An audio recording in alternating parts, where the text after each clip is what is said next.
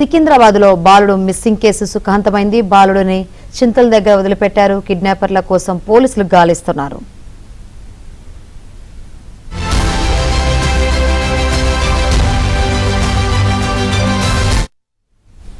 సికింద్రాబాద్ లో బాలుడు missing case సుఖాంతమైంది. బాలుడిని చింతల దగ్గర వదిలిపెట్టారు. కిడ్నాపర్ల కోసం పోలీసులు గాలిస్తున్నారు.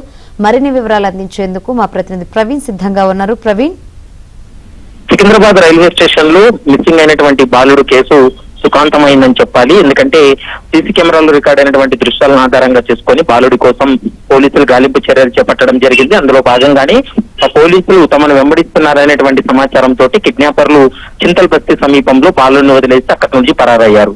అయితే సీసీ కెమెరాలో రికార్డ్ అయినటువంటి దృశ్యాలు ఏవైతే ఉన్నాయో అందులో నిందితులను ఐడెంటిఫై చేయడం జరిగింది. దాని ఆధారంగా చేసుకుని పోలీసులు దర్యాప్తు కొనసాగిస్తున్నారు. నిందితుల కోసం గాలింపు చర్యలు కొనసాగిస్తున్నారు.